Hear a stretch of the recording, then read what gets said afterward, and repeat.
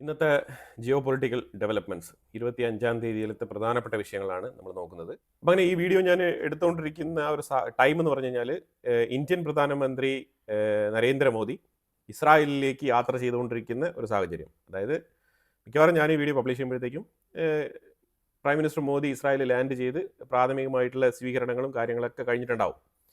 പക്ഷേ നമ്മളിവിടെ നോക്കുന്നതെന്ന് പറഞ്ഞാൽ അമേരിക്ക മിഡിൽ ഈസ്റ്റിലൊട്ടാകെ യാത്രാവിലക്ക് ഏർപ്പെടുത്തിയിരിക്കുന്ന സാഹചര്യത്തിൽ അമേരിക്കയുടെ state secretary Marco Rubio Israel സന്ദർശിക്കേണ്ട സാഹചര്യം കൂടി ഇവിടെ ഉണ്ടായിരുന്നു. ആ വരവ് അമേരിക്ക റദ്ദ് ചെയ്തിരിക്കുകയാണ്. പ്രധാനമായിട്ടും ഈ യുദ്ധസമാനമായ സാഹചര്യം നിലനിൽക്കുന്ന പശ്ചാത്തലത്തിൽ മിഡിൽ ഈസ്റ്റിലേക്ക് ആരും പോവേണ്ടതില്ല എന്നുള്ള അമേരിക്കയുടെ മുന്നറിയിപ്പ്, അതാണ് പ്രധാനമായിട്ട് നമ്മൾ നോക്കി കാണേണ്ടത്. ഇത്തരത്തിലുള്ള യുദ്ധഭീഷണി നിലനിൽക്കുന്ന ഒരു രാജ്യത്തേക്കാണ് നമ്മളുടെ പ്രധാനമന്ത്രി യാത്ര പോയിരിക്കുന്നത്. ഇത് ഒന്നെങ്കിൽ ഇന്ത്യൻ പ്രധാനമന്ത്രി ഇസ്രായേൽ സന്ദർശിക്കുമ്പോൾ ഇറാന്റെ പക്കൽ നിന്ന് ഒരു പ്രകോപനപരമായിട്ടുള്ള പെരുമാറ്റങ്ങളൊന്നും വരാനില്ല എന്നുള്ളൊരു വിശ്വാസമാവാം. ഇനി അഥവാ അമേരിക്ക ഇറാനെ പ്രകോപിപ്പിച്ചാൽ തന്നെയും ഇറാൻ ഇസ്രായേലിലേക്ക് ഇന്ത്യൻ പ്രധാനമന്ത്രി ഉള്ളപ്പോൾ ഒരു ആക്രമണം നടത്തില്ല എന്നുള്ളൊരു ആത്മവിശ്വാസമാവാം. ഇനി അതല്ല, ഇസ്രായേലിന്റെ എയർ ഡിഫൻസ് സിസ്റ്റത്തിൽ കോൺഫിഡൻസ് ഉണ്ട് എന്നുള്ള ഒരു മെസ്സേജ് ആവാം. ഇനി അതൊന്നും ഇല്ല എന്നുണ്ടെങ്കിൽ ഒരു സൈഡിൽ അമേരിക്കയുമായിട്ട് നയതന്ത്ര തലത്തിൽ ചർച്ച നടത്തിയിട്ടുണ്ടാവാം. ഇങ്ങനെ പലതരത്തിലുള്ള നെറേറ്റീവ്സ് മൊത്തത്തിൽ മാധ്യമങ്ങൾ എഴുതി പിടിപ്പിക്കുന്നുണ്ട്. പക്ഷെ ഒരു കാര്യം മനസ്സിലാക്കണം, ഇത്തരത്തിൽ റഷ്യയും ഉക്രൈനും തമ്മിൽ യുദ്ധം നടന്നുകൊണ്ടിരിക്കുന്ന പശ്ചാത്തലത്തിൽ തന്നെയാണ് ഉക്രൈനിലേക്ക് ഇന്ത്യൻ പ്രധാനമന്ത്രി യാത്ര നടത്തിയത്. അപ്പം അതേപോലെ ഇസ്രായേലിനെ സംബന്ധിച്ചിടത്തോളം ഇന്ത്യ മുൻകൂട്ടി അപ്പോയിൻമെന്റ് ഉറപ്പിച്ച് കൺഫേം ചെയ്ത ഒരു വിസിറ്റാണിത്. അപ്പോൾ ആ സന്ദർശനം നമ്മൾ ഒരിക്കലും മുടക്കാൻ തയ്യാറല്ല. ഈ വിസിറ്റിന് ഒരുപാട് പ്രാധാന്യമുണ്ട്.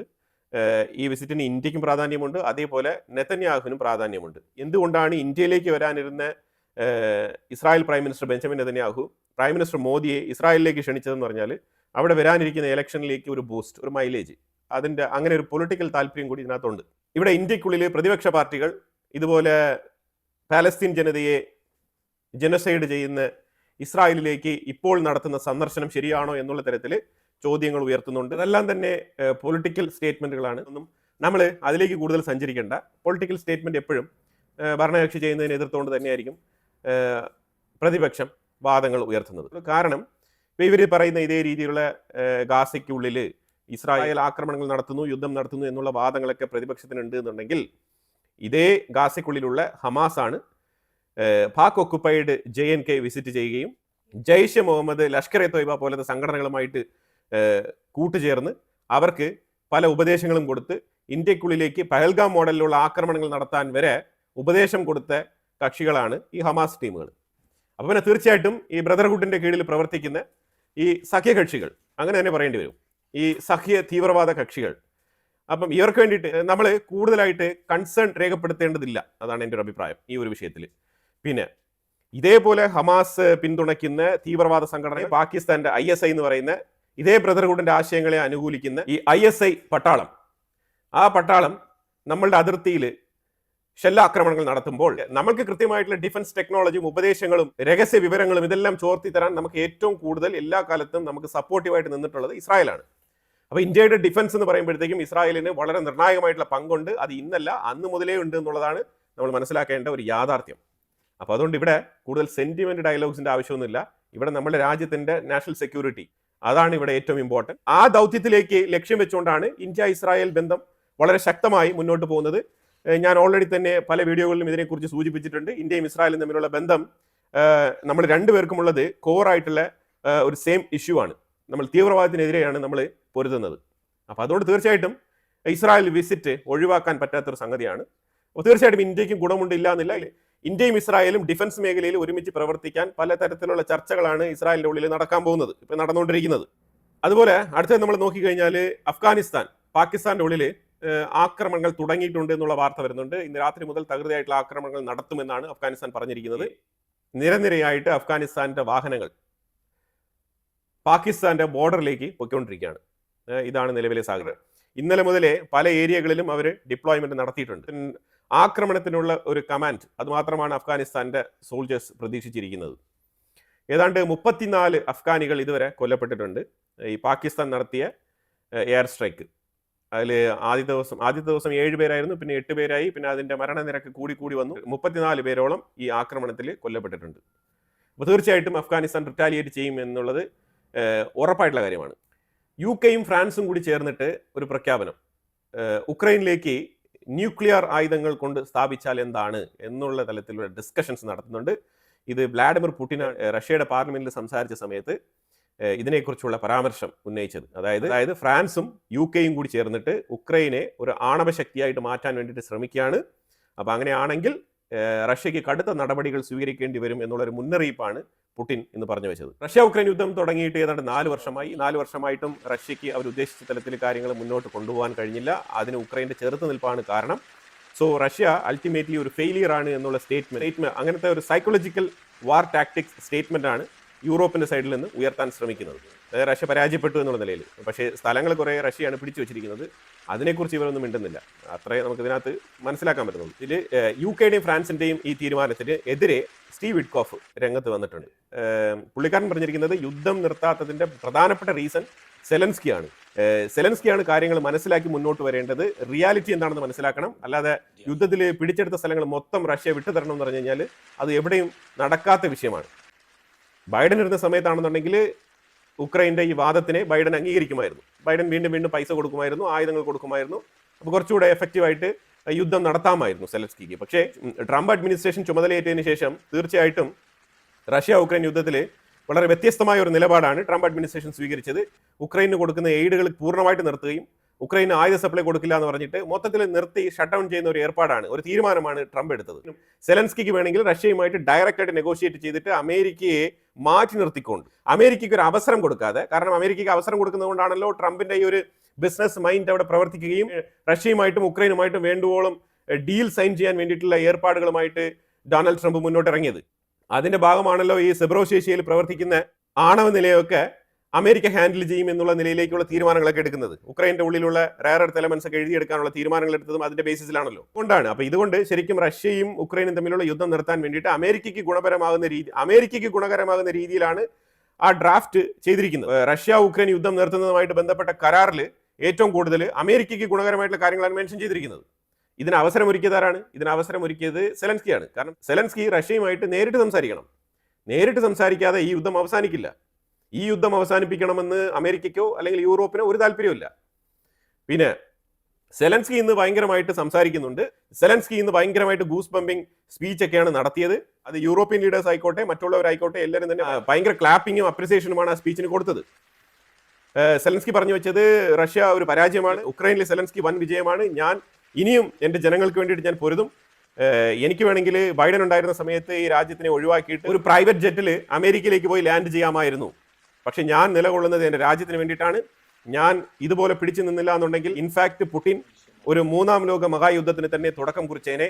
ഉക്രൈൻ പ്രത്യക്ഷത്തിൽ അതിനെല്ലാം തടയിടുകയാണ് ചെയ്തിരിക്കുന്നത്. ഇത്തരത്തിലുള്ള സ്റ്റേറ്റ്മെന്റുകൾ, അതായത് യൂറോപ്പിന്റെ മൊത്തം സേവിയർ ആയിട്ടുള്ള ഒരു പ്രതീതിയാണ് സെലൻസ്കിയുടെ സ്പീച്ചിലൂടെ പറഞ്ഞു വെച്ചത്. ഇതിനാണ് അവിടെ ഭയങ്കര ക്ലാപ്പും അപ്ലോസസും അതുപോലെ അപ്രിസിയേഷൻസ് ഒക്കെ കിട്ടിയത്. അതുപോലെ അടുത്തത് ഇറാനും അമേരിക്കയും തമ്മിലുള്ള വിഷയത്തിൽ ഇറാന്റെ ഉള്ളിൽ നല്ല രീതിയിലുള്ള പ്രാക്ടീസ് നടക്കുന്നുണ്ട്. ഈ പ്രാക്ടീസിൽ ഒരു ഹെലികോപ്റ്റർ തകർന്നു വീണു, കത്തി നശിച്ചു പോയിട്ടുണ്ട്. അപ്പോൾ ഇതേപോലെ ചെറിയ ചെറിയ അപകടങ്ങളൊക്കെ സംഭവിക്കുന്നുണ്ട്. സ്വാഭാവികം, യുദ്ധത്തിന് വേണ്ടിയിട്ടുള്ള മുന്നൊരുക്കങ്ങൾ എന്ന് പറയുമ്പോഴത്തേക്ക് അതിന് വേണ്ടിയിട്ടാണ് ഇത്തരത്തിലുള്ള ട്രെയിനിങ്സ് ഒക്കെ എടുക്കുന്നത്. അപ്പോൾ എന്തായാലും ഇറാൻ ഒരു വീഡിയോ പുറത്തിറക്കിയിട്ടുണ്ട്. ഏതാണ്ട് ഒരു 1500 സ്ട്രീം ബോട്ടുകൾ ഇങ്ങനെ നിരനിരയായിട്ട് നിർത്തി വെച്ചിരിക്കുകയാണ്. ഇതിലെല്ലാം തന്നെ വെടിമരുന്നുകളുണ്ട്. ഇതെല്ലാം തന്നെ അമേരിക്കൻ വാർഷിപ്പുകളെ ടാർഗറ്റ് ചെയ്ത് ഞങ്ങൾ അയക്കുമെന്നാണ് പറഞ്ഞിരിക്കുന്നത്. കടലിലൂടെ അങ്ങ് തുരിതരാ വിടുമായിരിക്കും. ഇതിൽ എത്ര എണ്ണം അമേരിക്കയ്ക്ക് ഇന്റർസെപ്റ്റ് ചെയ്യാൻ കഴിയും എന്നുള്ളതാണ് ഇതിൽ ചാലഞ്ച്. അപ്പോൾ ഈ സാഹചര്യത്തിൽ തന്നെ അവർ മൾട്ടിപ്പിൾ ഫ്രണ്ട് അറ്റാക്ക് തുടങ്ങുമെന്നാണ് പറഞ്ഞിരിക്കുന്നത്. ഒരു പക്ഷേ അണ്ടർ വാട്ടറിലൂടെയുള്ള മിസൈൽ ആക്രമണമാവാം, വാട്ടർ മൈൻ കൊണ്ടുള്ള ആക്രമണമാവാം, അതുപോലെ തന്നെ സൂപ്പർ സോണിക് ക്രൂയിസ് മിസൈൽ വെച്ചുള്ള ആക്രമണങ്ങളും ഞങ്ങൾ ചെയ്യുമെന്നാണ് ഇറാൻ പറഞ്ഞിരിക്കുന്നത്.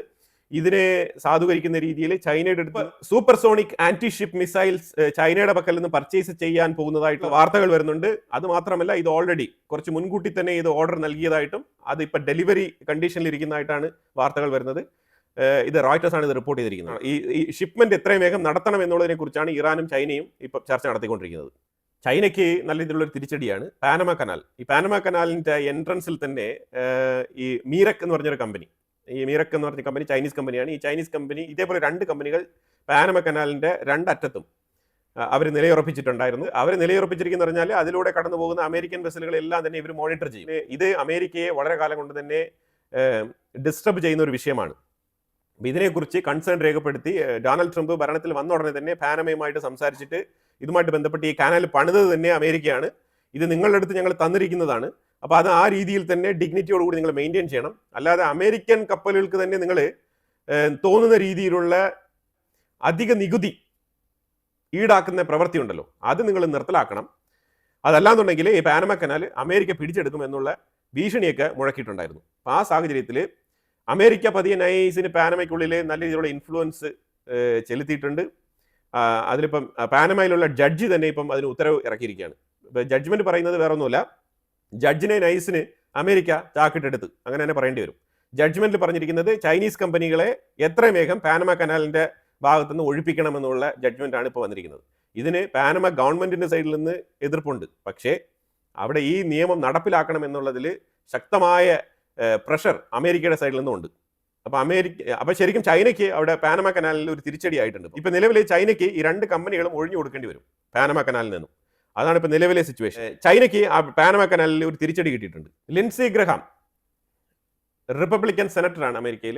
ട്രംപിന്റെ പാർട്ടിയിൽ തന്നെ പെട്ട വ്യക്തിയാണ് ലിൻസി ഗ്രഹാം. പലപ്പോഴും നമ്മൾ ഇയാളുടെ പേര് പറഞ്ഞിട്ടുണ്ട്. ലിൻസി ഗ്രഹാം ഒരു അഡ്വൈസറും കൂടിയാണ് ട്രംപിന്. അപ്പോൾ ലിൻസി ഗ്രഹാം പറഞ്ഞിരിക്കുന്നത് ആയത്തുള്ള ഖമനേയി ഒരു പാമ്പാണെന്നാണ് പറഞ്ഞിരിക്കുന്നത്, വെനമസ് സ്നേക്ക് എന്നാണ് പറഞ്ഞിരിക്കുന്നത്.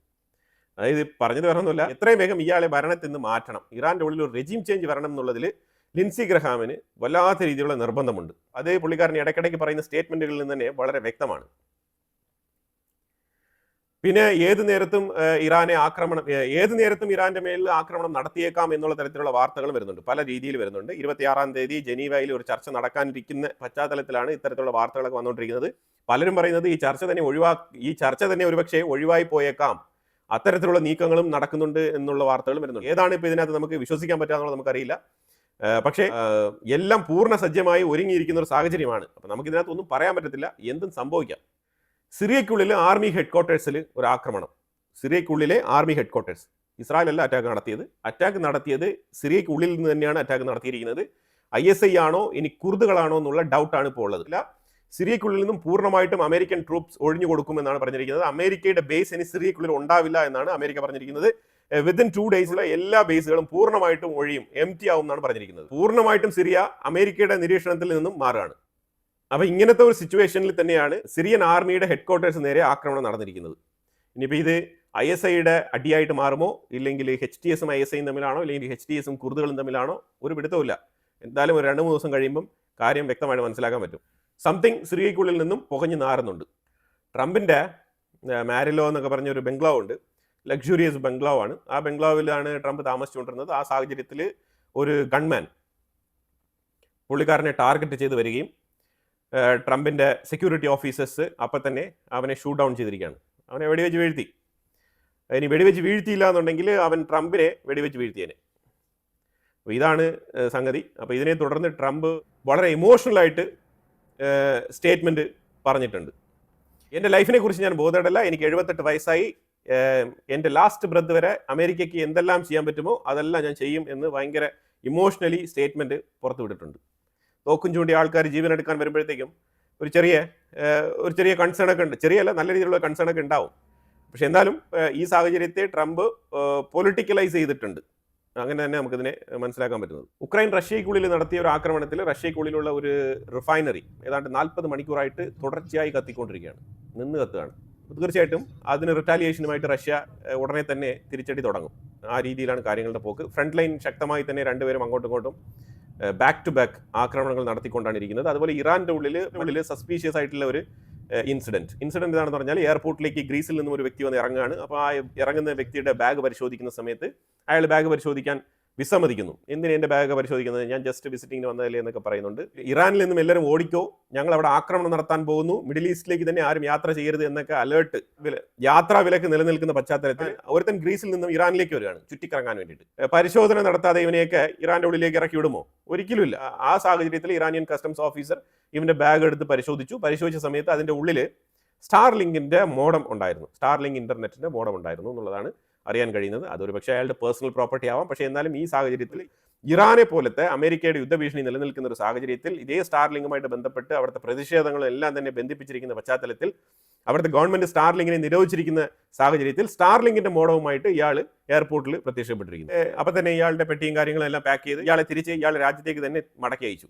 അതാണ് സംഭവിച്ചിരിക്കുന്നത്. പക്ഷേ ഇറാന്റെ ഉള്ളിൽ ഇതുമായിട്ട് ബന്ധപ്പെട്ട് വിയോജിപ്പാണ്. വിയോജിപ്പ് എന്ന് പറഞ്ഞാൽ എന്തിനവനെ അയച്ചത്? ഇവനൊക്കെ മൊസാദിന്റെ ഏജന്റ് ആയിരിക്കും, ഇവനൊക്കെ CIAയുടെ ആളായിരിക്കും, ഇവരെയൊക്കെ പിടിച്ച് ഇവിടെ കൊല്ലേണ്ടതാണ്, ഇവനെ തിരിച്ചയക്കാൻ പാടില്ലായിരുന്നു എന്നുള്ള നിലപാടാണ് അവിടുത്തെ പൊളിറ്റീഷ്യൻസിന്, IRGCയിൽപ്പെട്ട ആൾക്കാർക്കുള്ളത്. ഇയാൾ തലനാരിഴയ്ക്ക് രക്ഷപ്പെട്ടു എന്ന് വേണമെങ്കിൽ പറയാം. കാരണം ഇല്ലാന്നുണ്ടെങ്കിൽ അവർ പിടിച്ചു തൂക്കിയേനെ, ഉറപ്പാണ്. അപ്പോൾ എന്തായാലും ക്രൂഡ് ഓയിലിന്റെ വില $72 ഉയർന്നിട്ടുണ്ട് ഒരു ബാരലിന്.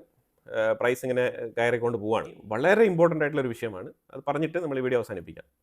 UK-യുടെ മുൻ പ്രധാനമന്ത്രി ലിസ്ട്രസ്, ഇവർ വളരെ തുച്ഛമായ ദിവസങ്ങളാണ് അവിടെ പ്രൈം മിനിസ്റ്റർ ആയിരുന്നത്. ഈ ലിസ്ട്രസ് മാറിയിട്ടാണ് ഋഷി സുനക് വരുന്നത്. ഋഷി സുനക് വരുന്നതിന് മുമ്പ് ഉണ്ടായിരുന്ന പ്രൈം മിനിസ്റ്ററാണ് ലിസ്ട്രസ്. നിലവിലുള്ള സ്റ്റാർമറിന്റെ ഗവൺമെന്റിനെ ഇവർ വിമർശിച്ചിട്ടുണ്ട്. വിമർശനം വേറെ ഒന്നുമില്ല, യുകെയിലുള്ള ഒരുപാട് യങ് ഗേൾസ് പീഡിപ്പിക്കപ്പെട്ടിട്ടുണ്ട്. അത് പ്രത്യേകിച്ച് പാകിസ്ഥാനികളായിട്ടുള്ള UK പൗരന്മാർ അല്ലെങ്കിൽ പാകിസ്ഥാനികൾ, ഇതുവരെ UK പൗരനാകാത്ത ആൾക്കാർ, ഇവരെല്ലാം തന്നെ ഒരു ഗ്യാങ് ഉണ്ട്. ഈ ഗ്യാങ് എല്ലാം തന്നെ നമ്മളുടെ കുട്ടികളെ, അതായത് UK ഒറിജിൻ ആയിട്ടുള്ള കുടുംബത്തിൽപ്പെട്ട കുട്ടികൾ, 13 വയസ്സ് 12 വയസ്സ് എല്ലാം തന്നെ അണ്ടർ ഏജ്, ഇത്തരത്തിലുള്ള മൈനർ കുട്ടികളെ ഇവർ ഭീഷണിപ്പെടുത്തി പീഡിപ്പിച്ചിട്ടുണ്ട്. ഇതിനവിടെ ഈ ഗ്രൂമിംഗ് ഗ്യാങ് എന്നൊക്കെ പറഞ്ഞിട്ട് കുറേ ആൾക്കാരുണ്ട്, അതെല്ലാം ലിങ്ക്ഡ് ആണ്. പക്ഷേ ഇതിനെതിരെ സ്റ്റാർമറിന്റെ ഗവൺമെന്റ് ഒരു തരത്തിലും നടപടിയെടുക്കാൻ തയ്യാറാകുന്നില്ല. അതിന്റെ കാരണം വളരെ വ്യക്തമാണ്. ഒരു പ്രത്യേക വിഭാഗത്തിനെ അനുകൂലിച്ചുകൊണ്ടുള്ള നിലപാട് എടുക്കുന്ന സർക്കാരാണ് ഇപ്പോൾ നിലവിലുള്ളത്. അപ്പോൾ അതുകൊണ്ട് തന്നെ ഈ വിഷയത്തിൽ ഒരു അന്വേഷണം വേണം, തുറന്ന അന്വേഷണം വേണം എന്നാണ് അവർ ആവശ്യപ്പെട്ടിരിക്കുന്നത്. ഇത് ശരിക്കും പറഞ്ഞാൽ UK-യിൽ മാത്രമല്ല, ഇനി യൂറോപ്പിന്റെ എൻറ്റയർ പൊളിറ്റിക്സിൽ തന്നെ ഒരു മാറ്റം വരികയാണ്. തീർച്ചയായിട്ടും അവിടെ ഇസ്ലാമിനെതിരെ, പ്രത്യേകിച്ച് നല്ല രീതിയിൽ അവിടെ ജീവിക്കുന്ന ആൾക്കാർക്കും ഇത് ദോഷം ചെയ്യും.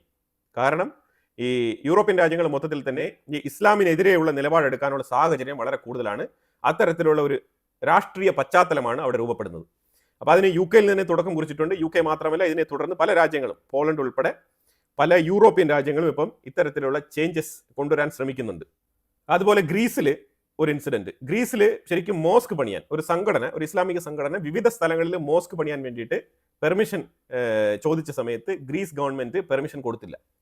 ഗ്രീസ് ഗവൺമെന്റ് പറഞ്ഞിരിക്കുന്നത്, നിങ്ങൾക്ക് വേണ്ടിയിട്ടുള്ള ഒരു മോസ്ക് പണിയണം എന്നുണ്ടെങ്കിൽ ഇവിടെ ഓൾറെഡി ഇനഫ് മോസ്ക് ഉണ്ട്, അത് വേണമെങ്കിൽ നിങ്ങൾക്ക് ഉപയോഗിക്കാം. ഇനി നിങ്ങൾക്ക് ഇവിടെ പല ചെറിയ സ്ഥലങ്ങളിലേക്ക് പോയിട്ട് ഈ മോസ്കിന്റെ എണ്ണം കൂട്ടാൻ വേണ്ടിയിട്ട് മോസ്കുകൾ പണിയണമെന്നുണ്ടെങ്കിൽ അത് നിങ്ങളുടെ രാജ്യത്തിലേക്ക് മടങ്ങിപ്പോയി ചെയ്യേണ്ടതാണ്, അല്ലാതെ ഇവിടെ പറ്റത്തില്ല എന്നുള്ള തീരുമാനമാണ് ഗ്രീസിന്റെ സൈഡിൽ നിന്ന് വന്നിരിക്കുന്നത്. അപ്പോൾ ഇത്തരത്തിൽ യൂറോപ്പിൽ ഒരു വലിയ ചേഞ്ച് രൂപപ്പെടുകയാണ്. വരും ദിവസങ്ങളിൽ ഈ ചേഞ്ച് വ്യാപകമായിട്ട് യൂറോപ്പിലെമ്പാടും ഈ ഒരു മാറ്റം കാണാൻ കഴിയും എന്നുള്ളതാണ്. കാരണം അത്തരത്തിൽ പല രാജ്യങ്ങളും ഇപ്പോൾ റിയാക്ട് ചെയ്ത് തുടങ്ങിയിട്ടുണ്ട്. ഇപ്പം ജർമ്മനിയിലൊക്കെ far right, Germany for Germans ഉള്ള രീതിയിലുള്ള പാർട്ടിയൊക്കെ ഉണ്ട്. AFD എന്നൊക്കെ വിളിക്കുന്ന ഫാർ റൈറ്റ് പാർട്ടികൾ അവിടെ രൂപപ്പെട്ട് തുടങ്ങിയിട്ടുണ്ട്. അവർക്ക് മെജോറിറ്റിയും കിട്ടി തുടങ്ങിയിട്ടുണ്ട്. അപ്പോൾ ഇത്തരത്തിലുള്ള മാറ്റങ്ങൾ വരും ദിവസങ്ങളിൽ ഉണ്ടാകുമെന്നാണ് മനസ്സിലാക്കാൻ വരുന്നത്. അതിപ്പോൾ UK-യിൽ തന്നെ, UK എന്ന് പറയുമ്പോഴത്തേക്കും അവിടെ തുടങ്ങിക്കഴിഞ്ഞാൽ തീർച്ചയായിട്ടും യൂറോപ്പിലൊട്ടാകെ ഇത് പ്രതിഫലിക്കും എന്നുള്ളതാണ് മനസ്സിലാക്കേണ്ടത്. അപ്പോൾ ലിസ്ട്രസ് എന്ന് പറഞ്ഞ UK-യുടെ മുൻ പ്രധാനമന്ത്രി തന്നെ ഇതിന് തുടക്കം കുറിച്ചിരിക്കുകയാണ് എന്നാണ് മനസ്സിലാക്കാൻ വരുന്നത്. അപ്പോൾ എന്തായാലും വളരെ ഇമ്പോർട്ടൻ്റ് ആയിട്ടുള്ള കുറച്ച് വിഷയങ്ങളാണ് നമ്മൾ വീഡിയോയിൽ പങ്കുവച്ചത്. ഇതിനെക്കുറിച്ചുള്ള അഭിപ്രായങ്ങൾ കമന്റ് ബോക്സിൽ രേഖപ്പെടുത്തുക. കൂടുതൽ വാർത്തകളുമായിട്ട് അടുത്ത വീഡിയോയിൽ വരാം. Thank you so much.